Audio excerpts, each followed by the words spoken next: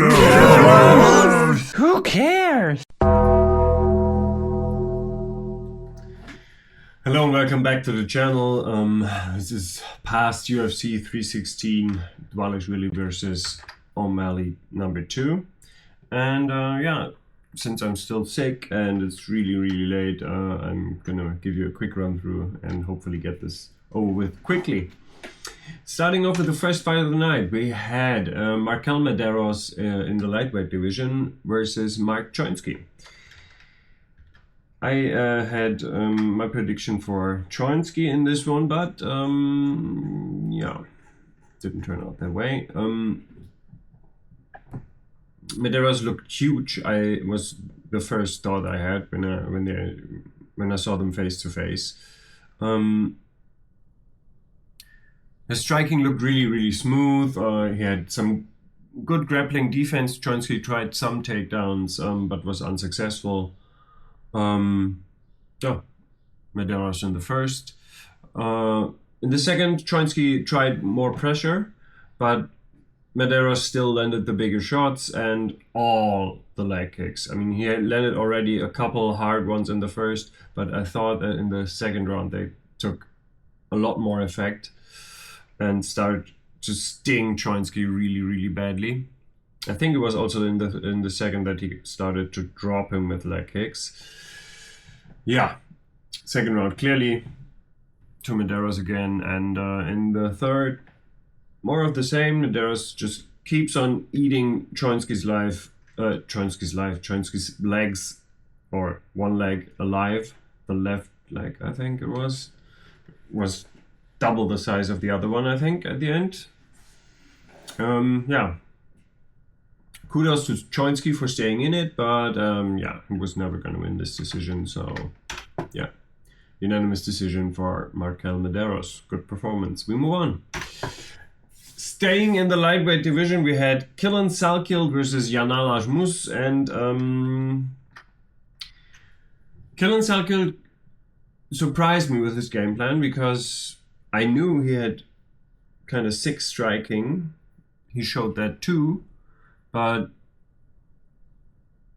he more used his strike to control the pace and then try to set up his takedowns with it.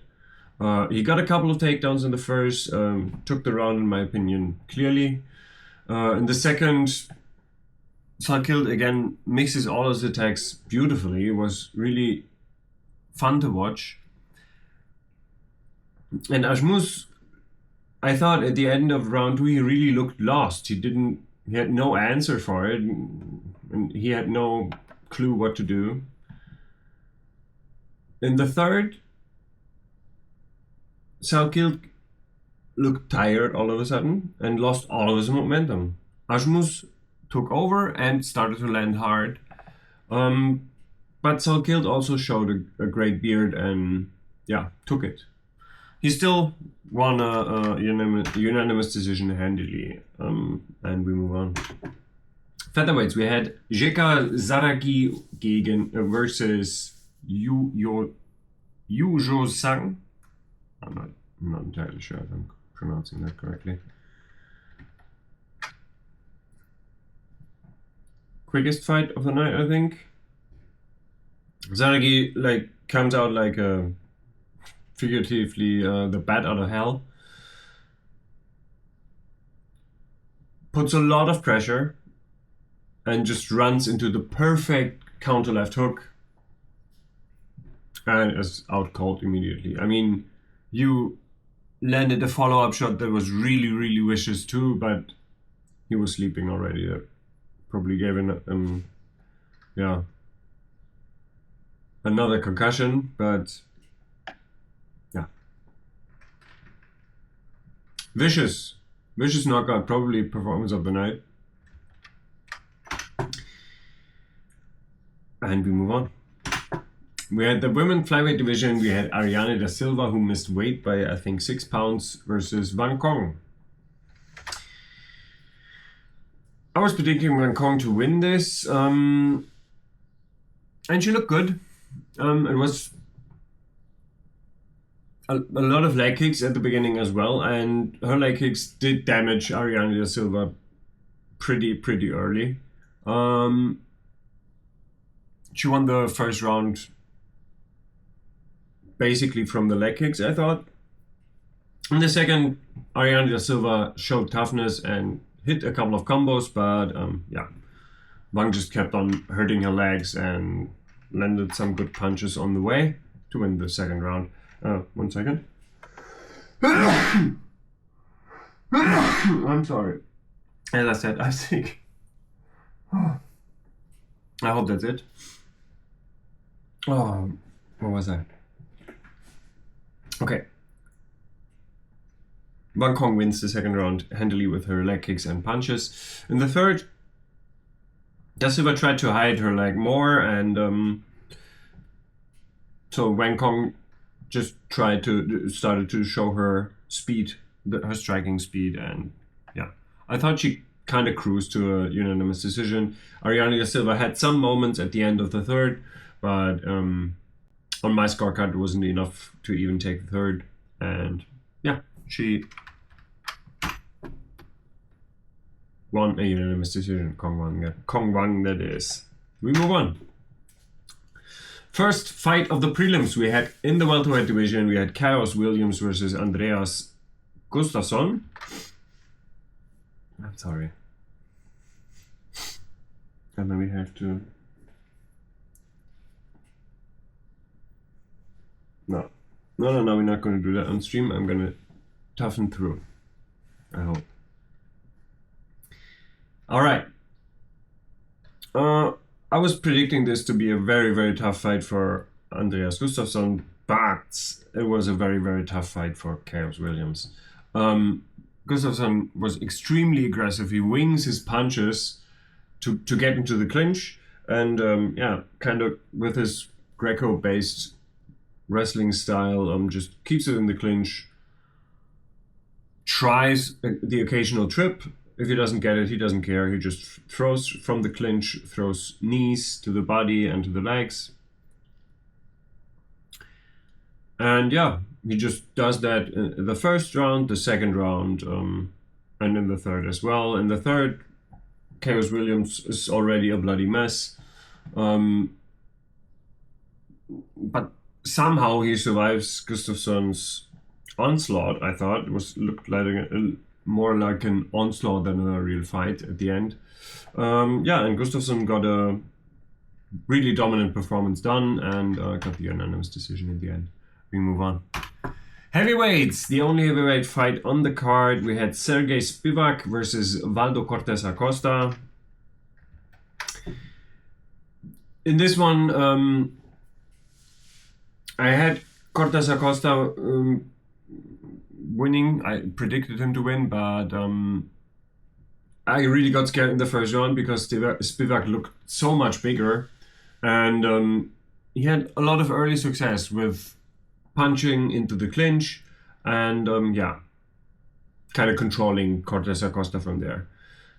Cortez Acosta starts to land at the end of the first, but in my opinion was too little too late, and he lost the first.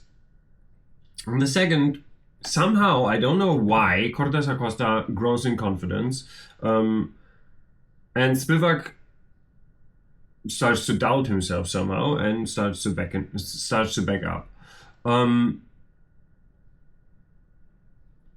I gave the second to Cortez Acosta. The third was very, very close. Cortez Acosta seemed to be gassing.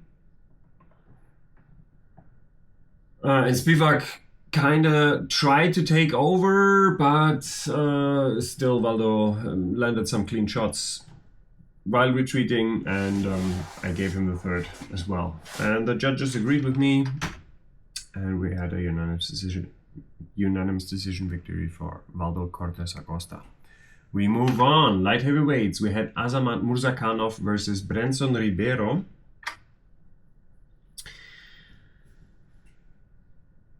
I thought in this fight, Murzakanov looked small for that division at the beginning, but he immediately put a lot of pressure on Ribeiro. He walks him down, throws the occasional left hand, and one of them hits hard.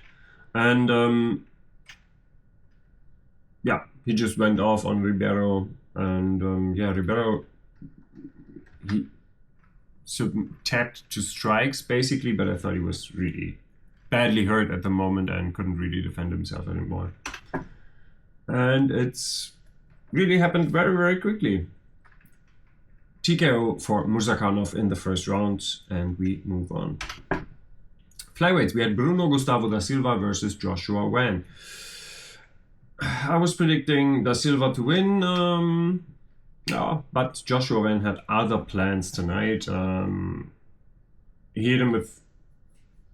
da Silva hit Joshua Wan with multiple leg kicks, but Van cracks him a couple of times.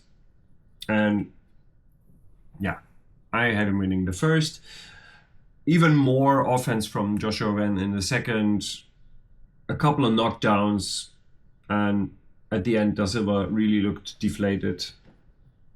In the third, Van completes his masterclass, I thought, with another knockdown into a finishing sequence. And yeah, he gets the TKO in the third round. Dominant stuff. You made me eat my words because he was by far the faster fighter tonight. I thought that Bruno Gustavo da Silva had a speed edge, and Joshua Wan was kind of stiff on occasion, but his head movement was spot on tonight. His reaction speed was spot on, so maybe I saw something wrong. Maybe he improved. Who knows? We move on. Main card. First fight of the main card we had in the welterweight division. We had Vicente Luque versus Kevin Holland. I had Vicente Luque predicted, but Kevin Holland showed me that if he really wants it, he can put on really great performances. And it was a fun fight with some really good exchanges. In the first, I thought that the big elbow by Kevin Holland that he landed from, was it a clinch position? It was really up close, and it really seemed to hurt Vicente Luque. It really had a huge hematoma on his neck basically. And that's why I gave the first to Kevin Holland. In the second, I'm not quite sure how Vicente Luque ended up on the bottom. I think one of his kicks kind of went astray and he tripped. Holland tried to ground and pound, and Luque immediately tried to counter wrestle and goes for a leg of Holland, who snatches his neck and yeah, gets him with the anaconda. I'm sorry, I had the wrong note here. Yep. Hits him with the anaconda, gets it, and yeah. Great performance by Kevin Holland. I'd love to see him like this all the time.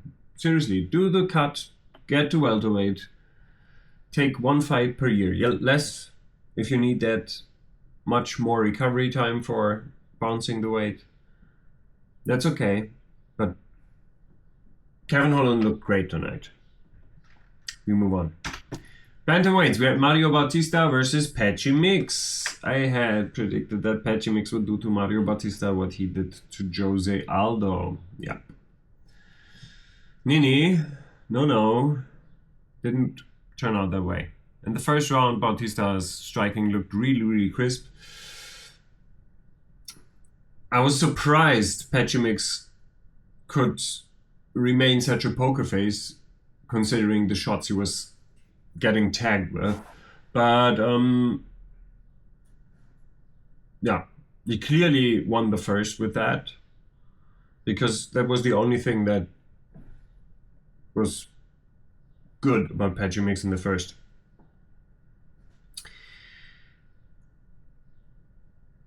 In the second, I thought that Patchy Mix had some moments, but mostly he got beaten up by Bautista more, and yeah, Patchy Mix looked extremely stiff and loses the second round as well. In the third, Yeah, I thought Pechimix starts to block Bautista's shots effectively using his face and head, and actually starts to move forward and have some success.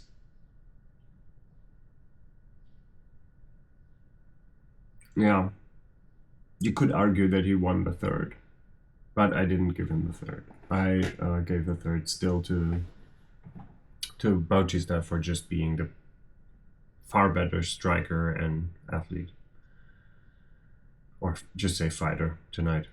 He was the better fighter tonight. Pechimix had nothing. I don't understand what was going on. I think he had one real takedown attempt, and yeah. Underwhelming performance. Not the debut he was hoping for. We move on. Middleweight division. We had Kelvin Gastelum versus Joe Pyfer. Another one of my predictions. Of my wrong predictions, because I predicted Kelvin Gastelum to get a unanimous decision victory, or a decision victory at least. But in the first round, Pyfer gets 2 knockdowns, dominates the first, and I thought Gastelum looked super frustrated at the end because he was trying to get back into the fight, but he couldn't find Joe Pyfer at all. In the second, I thought that Kelvin Gastelum got going a little bit, but it was so late to win the second round because Pyfer was hitting him still with a couple of good shots. He didn't drop him anymore. Or did he drop him once in the second? I think he even got dropped. Nevertheless, I gave the second again to Pyfer. In the third, Kelvin Gastelum finally starts to really fight. And he hit Joe Pyfer with a couple of crackers, I thought. But he did not really go for the finish.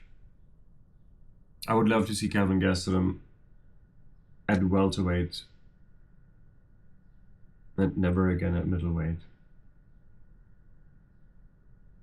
If the dude would do like a half a year of cardio, good food, I think he could do lightweight, actually. Jorge Masvidal did lightweight, and I think Jorge is like more muscular, bigger than Kelvin Gastelum is. Because Kelvin Gastelum has a lot of torso. And I'm not sure how much of the torso is really fat. But at least welterweight. He should at least go down to welterweight again. As I said, unanimous decision for Joe Pyfer because Calvin kind of played his game like it was a 5-round fight and got going way too late. We move on. Co-main event of the evening, we had Juliana Pena trying to defend her belt versus Kayla Harrison in the women's bantamweight division. The first round, Juliana Pena's striking did not keep Kayla Harrison on distance, and Kayla Harrison just closed it down and pushed forward until Pena hit the fence with her back, and then went for a takedown, took her down, and tried some vicious ground and pound. From that position, the first time, I thought Pena was frustrated, which led to her trying to kick her in the face. She actually got her like once or twice. I'm not sure. Like once for sure. I'm pretty sure I saw a second one. And she gets deducted a point immediately. No warning. And loses the first round. In my opinion, 10-8. I think it was Joe Rogan on the commentary that was complaining that she should be back in that position. I disagreed because I thought it was like 30 seconds left. It was pretty clear that Harrison was winning this round anyways, and she was not in a super dominant position. It was a push-off position. She kneeling in front of her opponent with her having both her feet on her torso. I don't think that was such a super advantageous position. And I think it was, since it is within the deciding capacities of the referee, I thought it was a really good decision instead of putting her back right in that position where the foul occurred the first time, because I wouldn't be sure with her that she wouldn't do it again. Whatever. She got deducted a point in the second round. Harrison gets the takedown off the cage again, and this time she goes through some submission attempts, and then in the last, I think, 15 seconds, she sets up a Kimura, and pulls it, and must have been a lot of pain because Juliana Pena tapped immediately. And yeah, Kayla Harrison by Kimura in the second round. And we come to our main event of the fight night. We had bantamweight Merab Dvalishvili defending his title against Sean O'Malley in a rematch.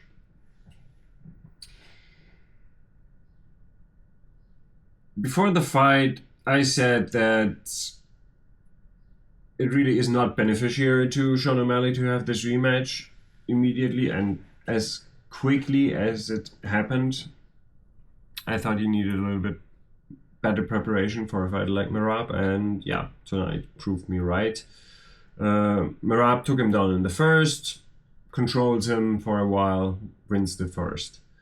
The second round is a lot closer, with Sean O'Malley actually defending all the takedown attempts. But Merab Dvalishvili on the feet has more volume than Sean O'Malley and hits more significant strikes. I gave him the second round as well. In the third, Merab actually gets an early takedown, controls it, and he also goes for a late submission attempt. And oh, 1 second, I did not check. Oh, it was north-south. Right. And he gets the north-south choke in the third round. That's what happened. All right. It was a dominant performance by Merab Dvalishvili, and exactly what I expected from Sean O'Malley, that he was kind of improved in defending the takedowns, kind of improved in getting back up to his feet, but not enough to just flip the script flip the way the fight was going. It was not enough. The adjustment he made weren't enough yet. So maybe half a year extra and he would have had a lot more success. But we'll never know, and we move on. Those were my picks. And as you can see, I was pretty bad tonight. I had like 7 correct and 6 wrong. Yep, not too great. But that's it for tonight. Overall, I thought the UFC 316 was was a decent card. We had a lot of good performances, I'd say. The best performances, in my opinion, were Yujiro Sang had a great performance. Killian Salki kind of had a perfect, no, not a perfect performance. No, he got punched around in the third, but he had a good performance. But Andreas Gustafsson doing this to Chaos Williams was a message. I thought he looked also very, very beatable because he leaves his chin up in the air while he goes in and he plants his feet. So he steps in, and if you do that and you get hit mid-step, then all your weight still follows the punch, and yeah, you can get knocked out really easily. So I like his pressure. I think he's a good addition to the UFC, but I think sooner or later he's going to get knocked out really hard because he's walking in, and it's a very dangerous thing to do in the UFC. We move on. No, we're not moving on. What other performances were great? Well, of course, Azamat Muzakhanov with his flawless TKO victory over Branson Ribeiro. Kevin Holland had a great performance. Joshua Van had a great performance. And the new women's bantamweight champion, Kayla Harrison, had a great performance. Of course, Merab Dvalishvili had a flawless performance again against Sean O'Malley. And I once again forgot to move my face. I'm sorry. And you go to bed. I hope this was kind of entertaining for you guys. Please consider leaving a like, subscribe, and comment. See you guys in the next one. See you.